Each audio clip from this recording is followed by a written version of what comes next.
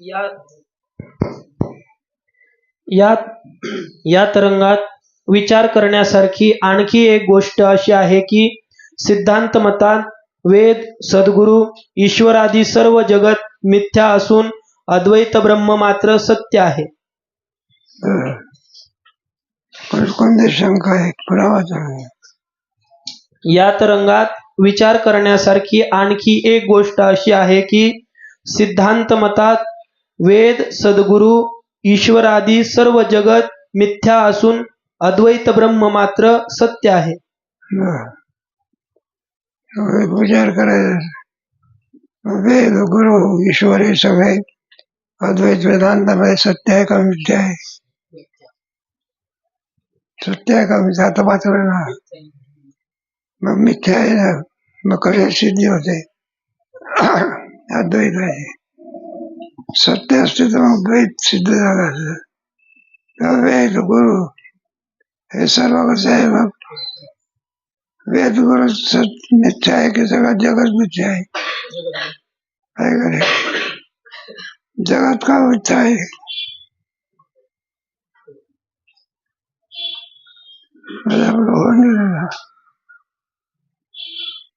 एखाद्याने विचारलं जगत का मिथ्या आहे तर काय सांगणार? थोडक्यामध्ये माया कार्य आहे का? शुद्ध ब्रह्म हे जगताला काही नाही, मग काय मानावे लागते? अद्वैतवादच आहे. शंकराचार्यांचा वेदांचा कोणता वाद आहे? वेदाच्या द्वारा, कोणाच्या द्वारा? वेदाच्या द्वारा.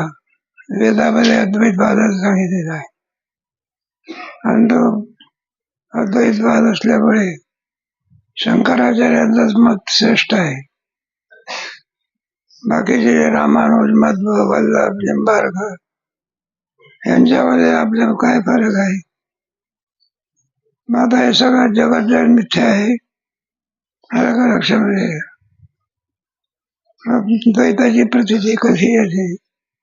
एक माया मारायची लागते. ब्रह्मस्वरूपाच्या ठिकाणी एक माया बांधली होती, त्याला कोणतं नाव आहे? घाबरायचं नाही, सांगायचं दलकुज आहे. ईश्वर गावात ईश्वर भाव आणि हा ईश्वर भाव पूज्य आहे, त्याला उपास्य म्हणतात. बाकीच्या जमातामध्ये ईश्वर भावालाच ते प्रतिपाद्य विषय म्हणतात आणि ईश्वर मात्र उपास्य आहे. रामानुज मतामध्ये सुद्धा ईश्वर उपास्य आहे. शंकराचार्याच्या मतामध्ये ईश्वर हा काय उपास्य याच्यात भेद नाही. मग भेद तत्वाच आहे. एक काय बांधलो जर अद्वैत तत्व हे प्रतिष्ठान आहे आणि रामानुज मध्व वगैरे काय म्हणतात ईश्वरच प्रतिपाद्य विषय आहे. दोन मतामध्ये ज्ञेय ब्रह्मामध्ये भेद नाही, ध्येय ब्रह्मामध्ये मात्र अभेद आहे. ते आपल्याला मान्य आहे असं माझं आहे. पुढे वाचा. आणि त्याचे ज्ञानानेच संसार निवृत्तीपूर्वक परमानंद होतो. मग कोणाच्या निवृत्तीने? जगत अध्यस्त आहे. अध्यस्थाच्या ज्ञानानंतर अधिष्ठान ज्ञानाने अध्यस्त पदार्थाची निवृत्ती होते आणि निवृत्ती झाली म्हणजे काय? अध्यस्त म्हणजे दुःख रूप याच्यात आहे आणि एकदा अध्यस्त पदार्थाची निवृत्ती झाली म्हणजे आनंद होत आहे. दोरीवर ते वाचलेला सर्व अध्यस्त आहे का सत्य आहे? त्याची निवृत्ती कशाने होते? अधिष्ठान ज्ञानाने. सर्पाची निवृत्ती झाली म्हणजे भीती काय झाली? संपली. हे अद्वैत तत्वज्ञान आहे. हा फरक आहे त्याच्यामुळे. म्हणून इतरांच्या मतामध्ये द्वैती लोक आहेत, ते जगत सत्यत्ववादी आहे आणि वेदांत शास्त्रामध्ये जगत सत्य नसून काय नित्य जीव ब्रह्मैव असं आहे. शंकराचार्याचं मत कसं आहे? श्रेष्ठ आहे. असे वरचे वर सांगण्यात येते. परंतु सर्वत्र मृत्पाषाणादिकांच्या विष्णवादी मूर्ती करून ज्या उपासना प्रचलित आहेत त्या सगुण ब्रह्मोपासनेपासून काही फल आहे की नाही अशी शंका येते. नाही का? सगळं जर मिथ्या आहे.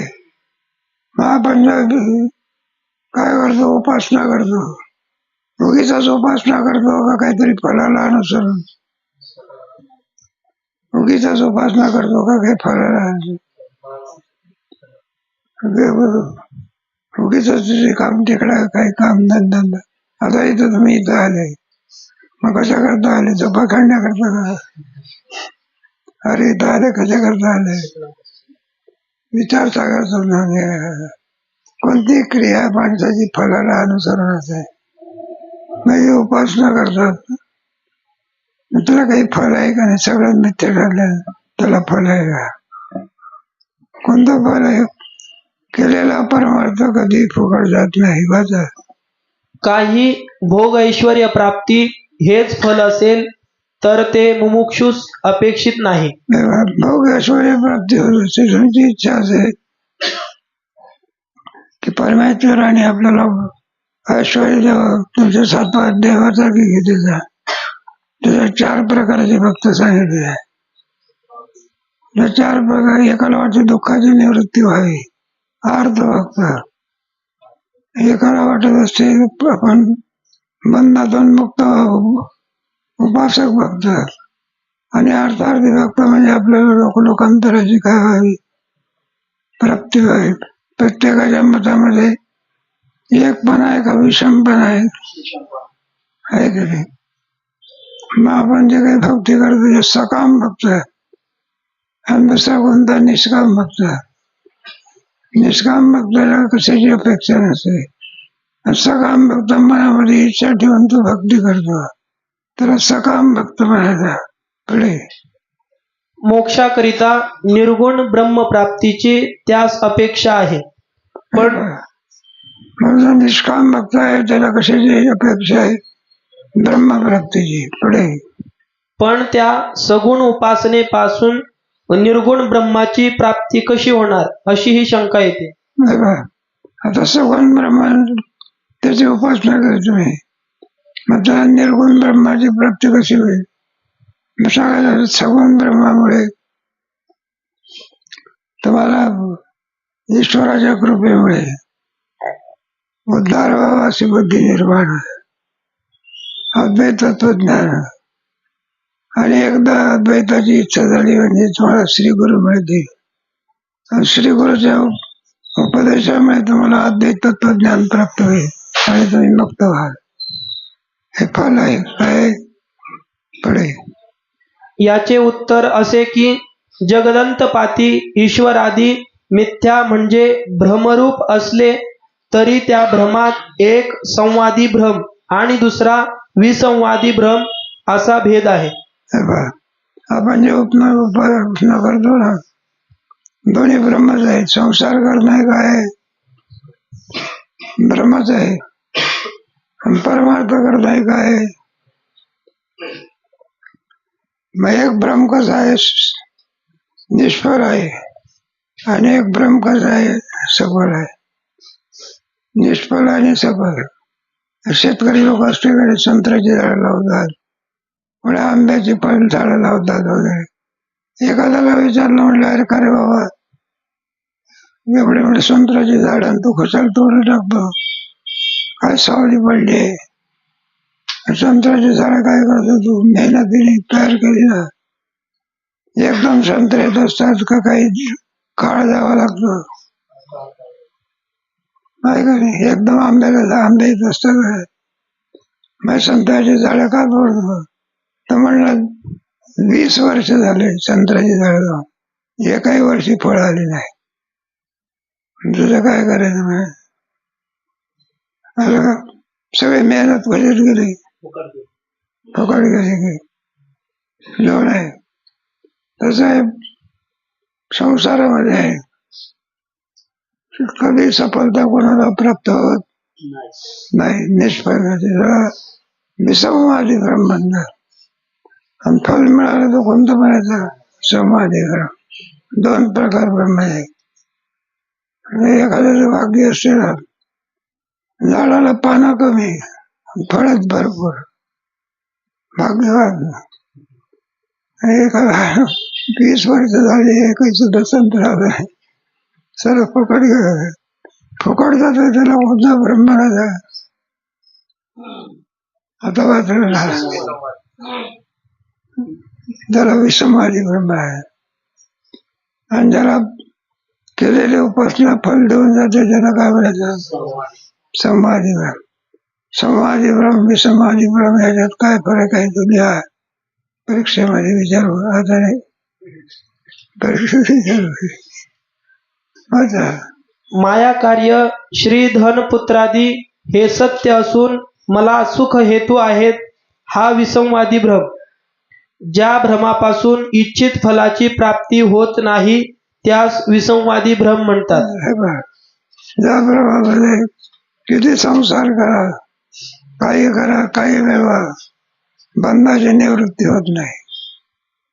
मग किती मोठ्या ब्रह्मदेव सुद्धा बंधात आहे बघा. सगळे देवदेवताचे सुद्धा कशामध्ये भोगामध्ये अडकलेले आहे. आणि याला गरीब जरी असला तरी ज्ञान असेल तर तो बंधावून काय आहे, मोकळा आहे. की संसारात दुःखाची निवृत्ती बंधाशिवाय होत नाही. म्हणजे मासोळ्या धरतात ना लोक, ते जाळ टाकतात बघा. आणि त्या मासोळीला कळत नाही आपण जाळ्यात अडकलो म्हणून, कशाला आनंदात राहते. मग तो काय, काही मासे हुशार असतात, त्यांना माहिती असतं आपण कशात अडकलो,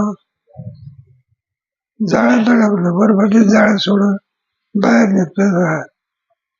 आणि जे काही मासे असतात त्यांना काही नाही, आपलं त्याच्यात खुशाल असतात. आणि पुढे मोठीवर काय करतो, ते जाळं उघडतो आणि त्या जाळ्यामध्ये ते मासे काय होतात, सापडतात. मग ते जिवंत राहत असे, जिवंत राहते. कुठं जाते ते, नदीत का, मग कोणाच्या जो विकत गेल त्याच्या पोटात जाते. माझे खाणारे लोक असतात ना, त्याच्या पोटात जातात. किंवा कशाकडे जायचं.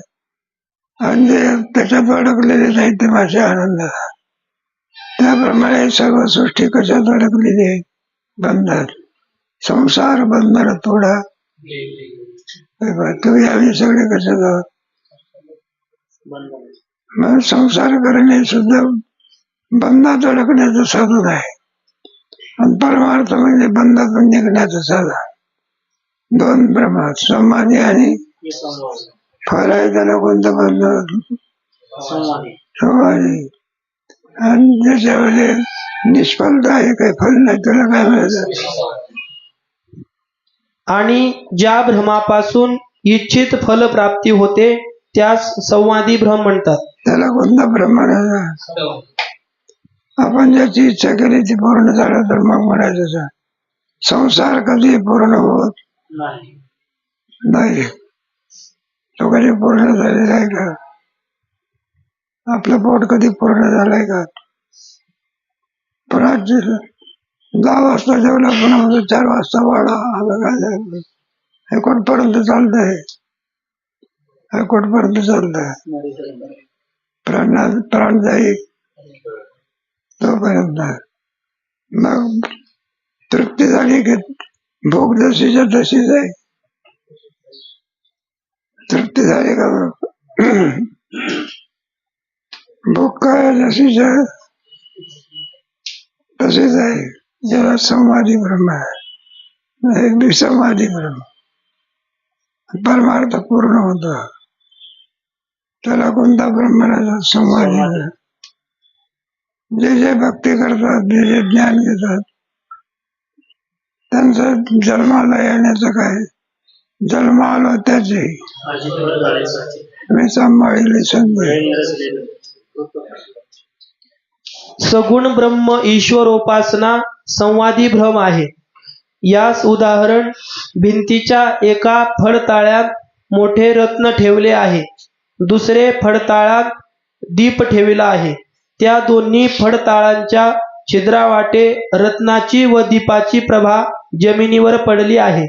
समोरून एक घर आहे, त्याला 2 खिडक्या आहे.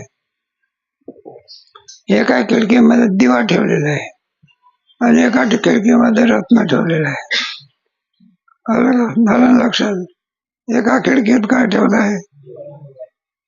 दिवा विजलेला आहे, प्रकाशित दिवा ठेवलेला आहे.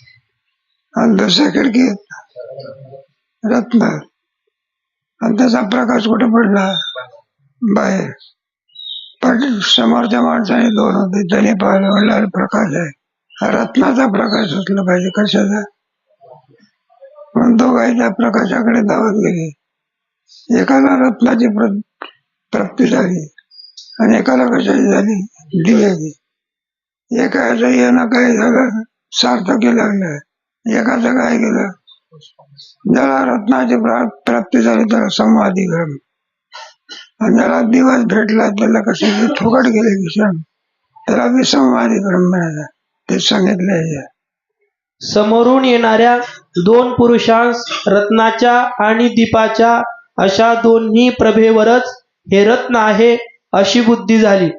वास्तविक रत्नावर रत्नबुद्धी कोणासच झालेली नसून दोन्ही प्रभेवरच रत्नबुद्धी झालेली आहे.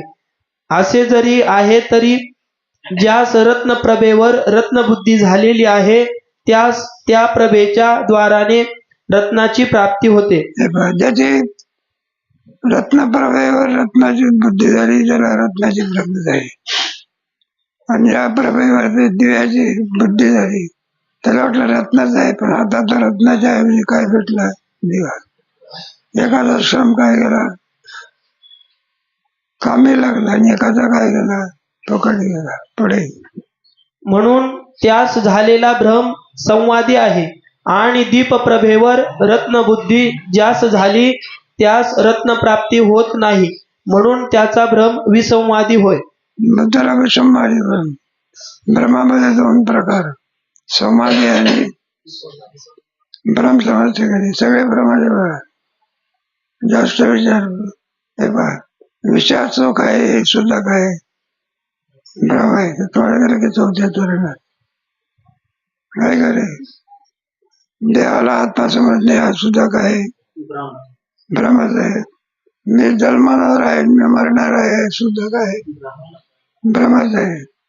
जोपर्यंत ज्ञान नाही होत तोपर्यंत बरं आहे. हे सगळे वेदांत शास्त्र काय करते?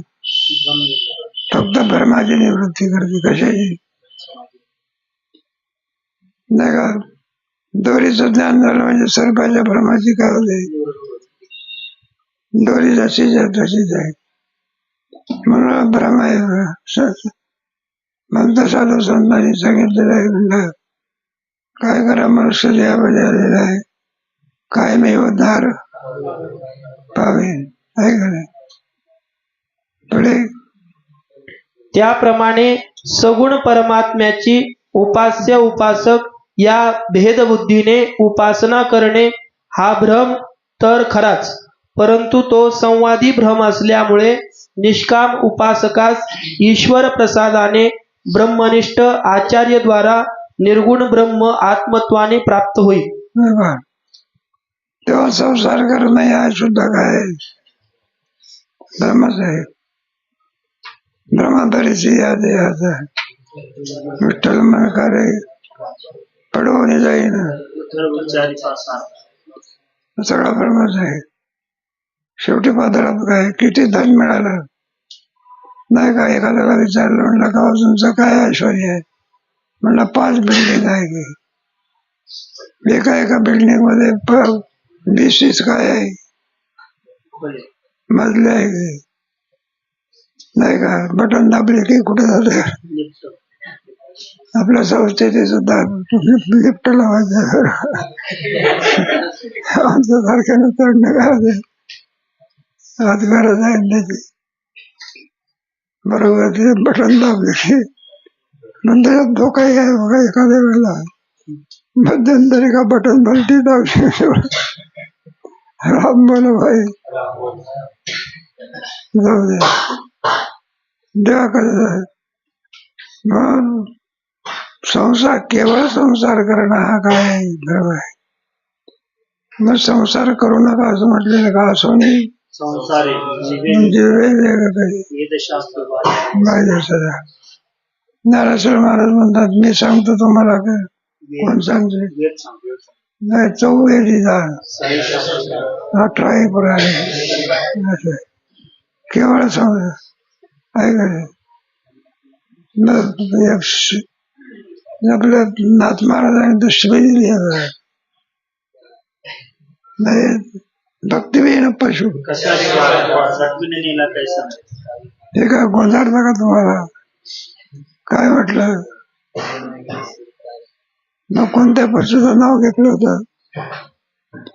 नाही सांगता येत. चांगल्या पशुचं नाव नाही, हे कुत्रे बित्र्याचे नाव घेतले. भक्तिहीन पशु कशाशी सटविने कैसा. नाही जशी भक्ती ते पती झाला. हरेशने बजित जाईल. जा पुढे बघा. असे महत्फल सगुण उपासनेचे आहे.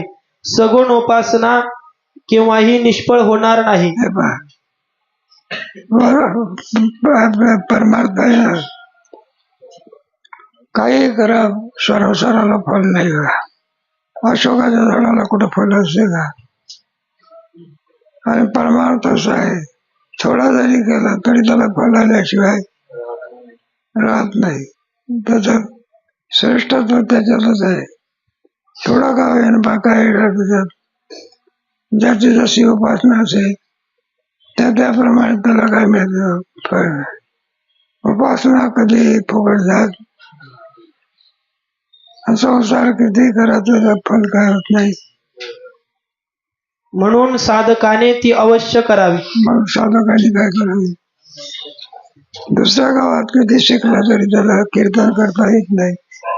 आळंदीला 4 महिन्याला तरी कीर्तन करायचे. एखाद्याला विचारलं काय एवढं चांगलं कीर्तन करतो, कुठं शिकला काय केला? असं सांगत असतो 2 महिने वारकरी शिक्षण होत. किती जागेचा काय आहे ना महिमा आहे ना. शिका का नका कोणाचे आहात त्याच्यामध्ये, तरी त्याला फल प्राप्त झाल्याशिवाय स्थान मात नाही, कोणतं मात नाही. असं आहे. परमार्थ कधी फुकट जात नाही. हा संसाराला येड्या बाबळीला कधी आंबे येत नाही.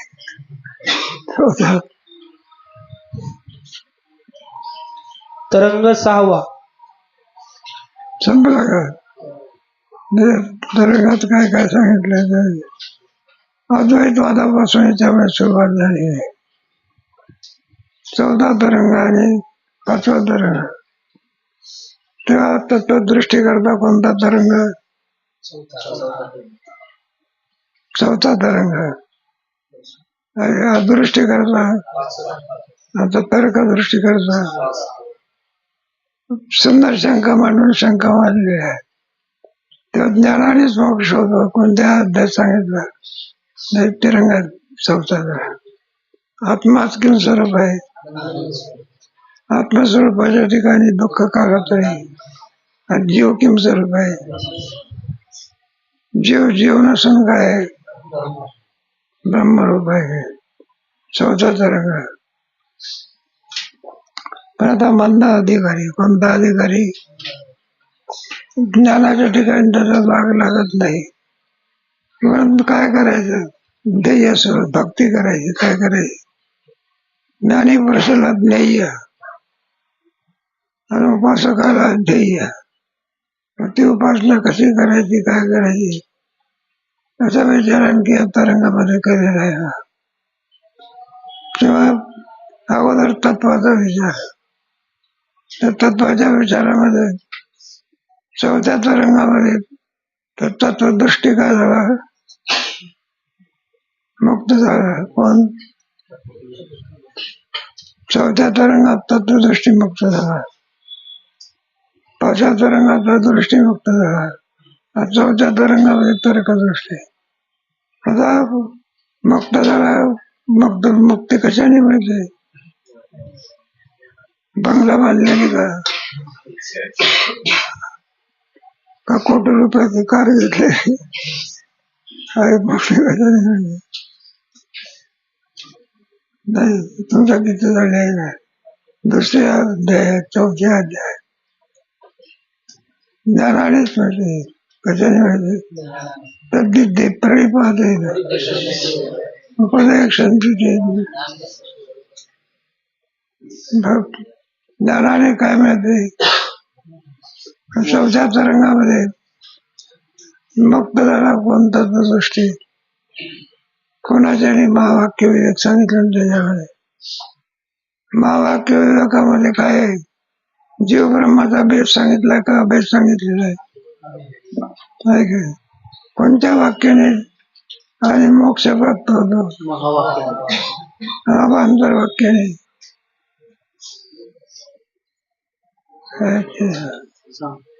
अभांत वाक्याने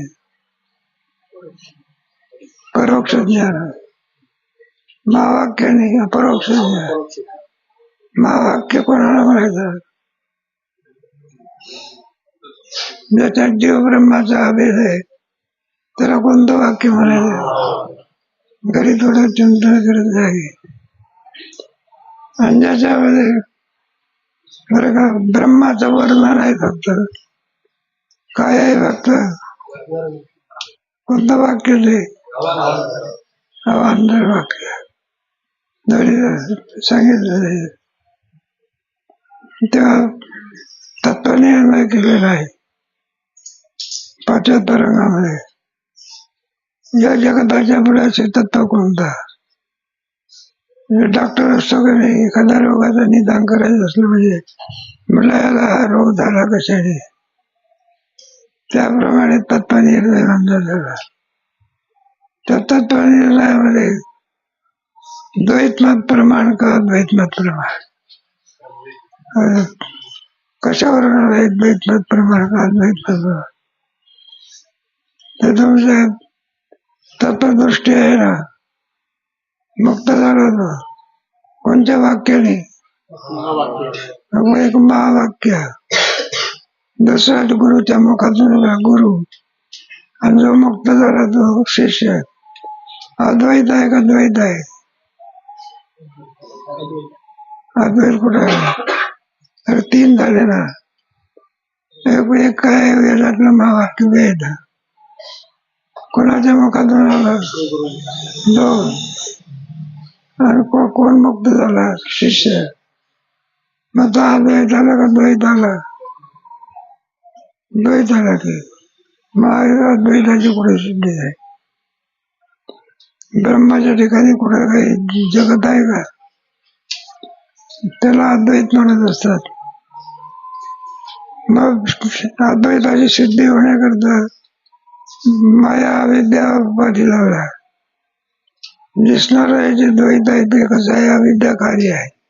जे जे अविद्या कार्य असते ते ते मिथ्या असते. मग गुरुही मिथ्या, वेदही मिथ्या, आणि प्रकार जो घेणार असेल तो काय आहे? मग शंका आली, मिथ्या गुरुच्या ज्ञानाने सत्य संसाराची निवृत्ती कशी? नाही काय? जर निवृत्ती होते असं जर म्हणलं तर मृगजळाने काय केली पाहिजे? अशी इथून तरंगाला काय आहे? कारण आहे ना त्याच्यावर. यावरून काय सिद्धांत द्वैतमत प्रमाण की शंकराचार्याने कोणतं मत प्रमाण केलेलं आहे? मला अद्वैतच मत प्रमाण आहे. कशावरून? शंकराचार्य कोण आहेत? कोण आहेत? शंकराचा अवतार आहे. ज्ञानेश्वर महाराज विष्णू आहेत का? विष्णूचा अवतार आहे. अरे विष्णू असं म्हटलं तर एखाद्या पोराचे नाव विष्णू असते, अवतार म्हणतात. काय म्हणतात? मग शंकराचार्य, शंकराचा काय आहे? सगळे तुकोबारा सुद्धा अवतार आहे. खरं ना, अवतारी कसं आहे? नामदेवाचा अवतार आहे. नामदेव कोणाचा अवतार आहे? प्रल्हादाचा. हे अवतारी पुरुष आहे. अवतार का घेतो वगैरे तुम्ही याच्यात ऐकलं की आपल्या पुढे नरसिंह सरस्वतीच्या जयंतीला कशाच करताय चाललेलं लागलंय. शंकराचार्य शंकराचा अवतार, त्याने द्वैताचा सगळा पाडाव करून टाकला आणि श्रीगंगेमधून कोणाची मूर्ती काढली, कुठं स्थापन केली आणि जिकडे तिकडे कोणत्या मताचा प्रचार केला, अद्वैत मताचा प्रचार केला. असं अद्वैत होतच नाही, पण त्याचा प्रचार करावा. अद्वैताचा प्रचार केला.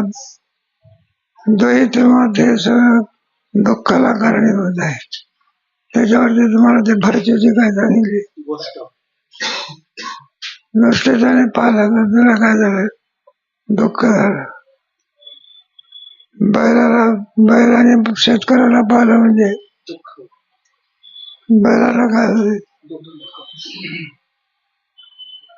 मला कशावरून होत असते दुःख, त्याला वाणीने सांगता येत नाही. जे एकदा झोंपला कशाला नागारडी दवाखाने, हा बाबा कुशाल पान खात बरोबर बसतो आपला आणि त्याच्या अंगावर काढलं ते आमच्या भागाला तर फार वाईट आहे. हे मोठी आरू आहे. आमचं बैल चालतं दणकून राहतंय, रक्ताची वेळ लागते. गाडगे महाराजांनी काम केलं. म्हटलं हे मूर्खानो, बैलाला काही जीव आहे का नाही? मला चालत नाही, 60 मारा की काय मारा, आधी मारू नका. कशा करता हे चाललेलं आहे. तेव्हा नाही का बैलाने शेतकऱ्याला पाहिलं की काय होते, आता म्हटलं आला उपाधी घोर माणूस, आणि डोक्यावर काय ठेवणार? बैलालाच नाही, घोड्याला सुद्धा हे टांग्याचे घोडे असते का नाही, बसा बसा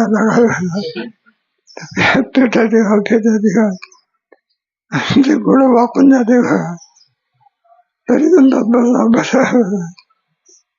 आणि इतकं काम करून द्यायचं, खायला कधी द्यायचं बरोबर. कशा करता हे सांगितलं. तेव्हा आलं लक्षामध्ये, भेद हा दुःखाला काय कारणीभूत आहे. भेदभाव मधला बस कुठेही पाहत नाही. भेदामुळे दुःखाला, मग हिंदुस्थानचे 2 तुकडे होण्याचं कारण काय? भेदाला जाऊ दे, आपलं काही राजकारण मग थोडी माहिती पाहिजे ना. मला अभेद दुःखाला कारणीभूत आहे, त्याच्याकरता प्रमाण वगैरे बरेच दोन अभेदाची सिद्धी केलेली आहे. आणखी पुन्हा क्रमाक्रमाने याचा विचार केलेला आहे. त्याचा विचार कधी करू.